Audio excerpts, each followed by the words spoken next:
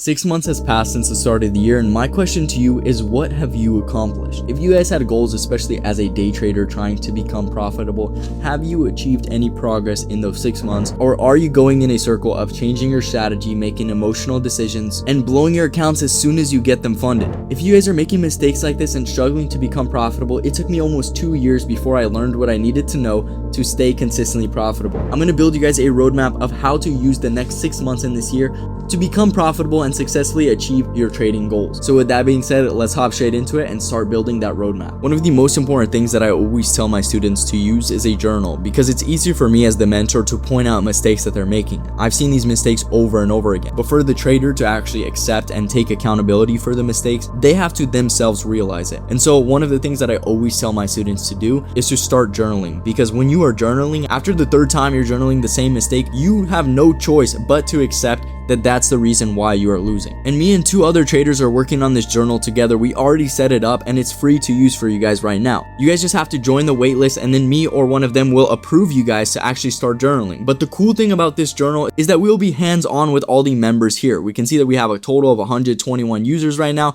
and we can see exactly what trades you guys are placing. This is helpful because we will hold you guys accountable to your trades, and whenever you guys ask us to go over and give you guys some advice, we can take a look at specifically why you guys are failing.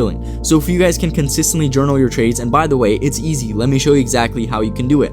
There's an advanced one where you can enter a lot more, like entry price, trade rating, emotional status, but there's also a simple version. When you guys are feeling a little bit lazy, then you can select the exact pair that you're trading. Let's say gold, I'm trading GC. It was a short trade. I took this trade today on the 23rd, and I made a total of $400 on this trade. The RR on this trade was 3R. I risked a little bit less because I was already up on the day. You can add exactly what tag you took this trade because of. If you guys are trading support and resistance, obviously you can write demand zone or support zone, whatever that would be. Add that right there. You took it off of an FEG. It was in the premium. And then if you guys are negatively journaling, then you can also add something as a revenge trade. We save the trade, it will add it to the day. It will obviously change your win rate. It will affect your win rate, your average RR, and it'll show exactly how you are working towards a monthly goal. Why a monthly goal is helpful is because once you've already achieved how much you would be happy with every single month, then you can just stop trading. You can wait until the next month and start fresh again. So journaling is one of the most important things. And like I said, this is going to be free for you guys. I'm going to have the link down below in the description. For the next 70 users that hop on the waitlist, you guys will get free access until we have 200 users on this journal. That way we can get a bunch more feedback from you guys, and we will be mentors for you guys for all of your trades. Just join our community, send me a message, let me know that you want me to look over your trades and give you guys some advice.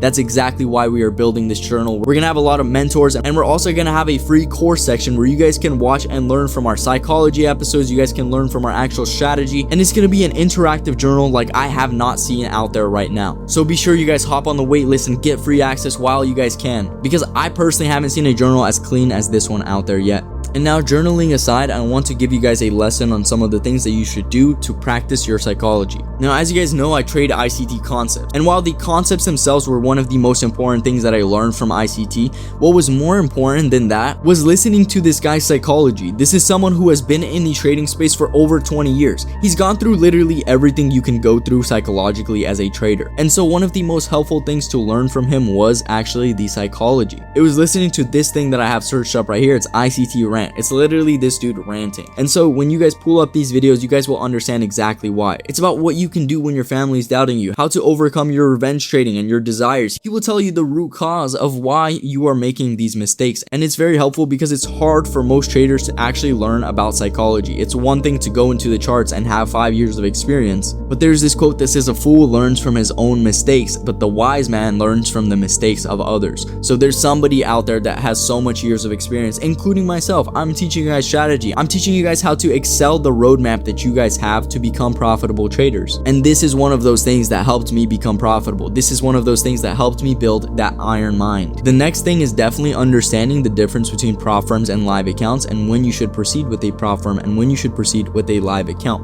Now, this is something that I can just be honest and talk to you guys about. If you guys don't have over $3,000 to put into your live account, now I'm not saying you can't start smaller, start at 1,000 or start at 2,000, but that takes time to build it up. And until you're at about 3,000, 4,000 into your live account, you can make some money, but you're not going to be consistently making a full-time income from your account. And the reason why I say specifically $3,000, $4,000 is because at that point you can already consistently be placing one lot on your trades, and from one lot that's $100 every dollar on gold. So you're able to make a lot of money on every single trade, and you also have a good enough buffer to where you can take some losses before hitting that banger. Versus prop firms is obviously if you don't have that capital to put into your live account, then you want to start off smaller, because instead of depositing $100 into a live account, you can buy a prop firm account for $100. And that prop firm account, once funded, will help you take out some $1,000 payouts every single week. That is where I started, and that's what actually allowed me to put much more capital into my live account, because I started with prop firms, I scaled up, I got multiple prop firm accounts, and the payouts that I got, I slowly poured into a live account that I was working on over time. First of all, I'd be hitting some nice trades on my live account, that's what helped me scale, and also I would be taking some of the payouts that I would get and putting it into the live account to continue growing the balance. Because I know while you can already make a full-time income from $4,000 or $5,000, to have absolutely no stress placing one lot, you gotta have like tons of money into your live account, you know? This is what I do for a full-time income, and so I'm going to secure myself with a good enough buffer. So you kind of have to evaluate where you're currently at and what the best action is going to be for you. If you guys are wondering which live account I use and which prop firm I use, the links are going to be down below for you guys to go and check them out.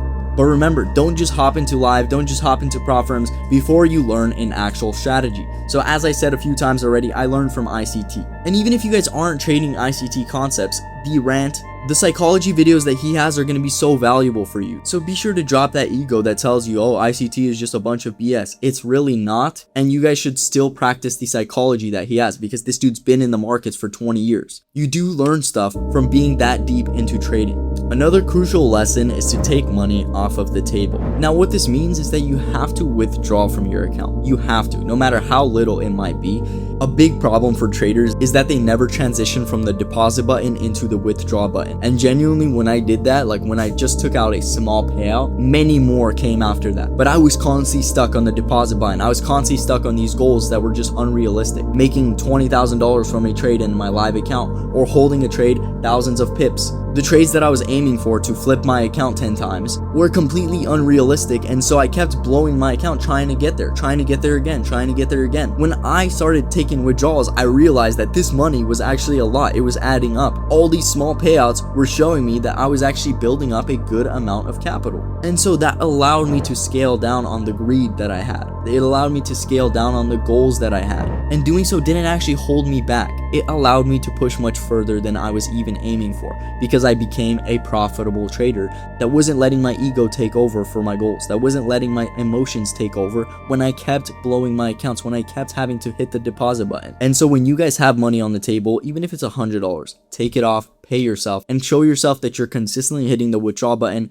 as you are the deposit button, and slowly work towards transitioning to where you don't even have to hit the deposit button anymore, and your live account just keeps on growing, it keeps on feeding you. That right there is your goal as a trader, to have those daily payouts. And again, don't rush into live. Be sure that you guys start with prop firms if you guys don't have the capital. Prop firms aren't just for the capital, but it's also useful to build your risk management, and you can hold the trade as long as you want on your live account. On a prop firm account, if you do that, you will blow the account, you will hit your daily loss limit. But that daily loss limit also helps you have restraint. Even coming into the live account, after trading prop firms for a year or two, I had rules for my live account that came from the prop firm experience that I had. That daily loss limit, that profit target, those daily profit targets in order to get a payout at the end of the week. That same stuff applies to your live account, and so you can learn so much risk management from trading prop firms. That's going to be it for this video, guys. That's a simple roadmap to making these next 6 months in 2026 get you closer to achieving your trading goal. So with that being said, guys, I'll catch you guys in the next video. Peace.